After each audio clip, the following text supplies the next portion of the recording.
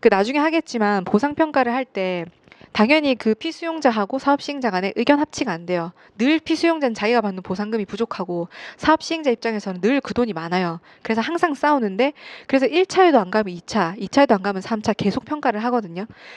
그 거의 3차의 평가가 2차 재결 보상 평가예요. 이의재결이라고 하는데 이의재결은 시점이 이의재결 시점이 아니에요. 그 앞에 하는 2차 평가 시점이거든요.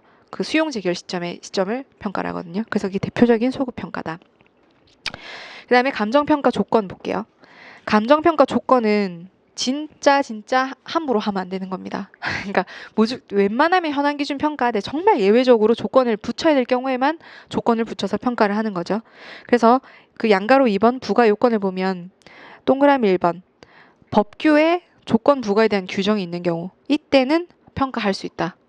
그래서 그 대표적인 예시가 그 세 번째 줄 보시면 예를 들면 토지보상법 제70조에서 개발이익 배제 등을 목적으로 규정하고 있는 공시지가 선정의 방법에 따라 감정평가.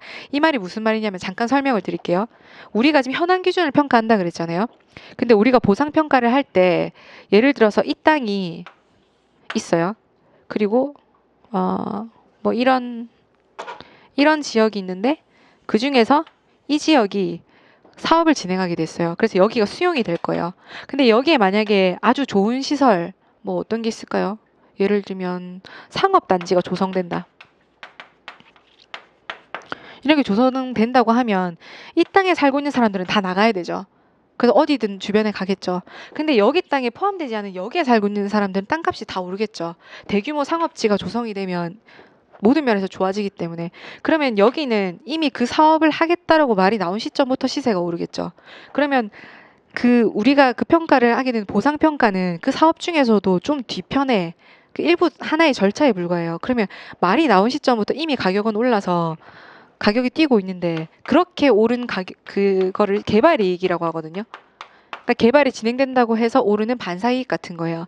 그럼 이 개발이익을 우리가 지금 평가하는 시점엔 당연히 여기도 뛰어 있겠죠. 여기가 뛰니까 당연히 여기도 시세가 다 같이 뛰어 있을 텐데 근데 사실 안 뛰어요. 왜냐면 보상된다고 딱 되면 여기는 보상이 될 거니까 안 오르거든요. 그 주변이 오르지. 근데 어쨌거나 여기도 원래 시세보단 오르겠죠. 근데 이거를 다 반영할 수 없어요. 이게 말이 나오기 전에 그 시점의 가격을 평가하거든요. 그럼 이거는 현황 평가가 아니죠. 현황은 개발이익이 일부라도 반영이 돼 있는데 개발이익 싹 다 빼고 개발이익 말도 나오기 전부터의 가격으로 평가해야 되니까 이건 현황 평가 예외가 되죠. 근데 요거는 이제 네, 그래서 조건부 평가. 그래서 요거는 감정평가법 토지보상법 자체의 그 규정이 있어요. 강력한 규정이 70조에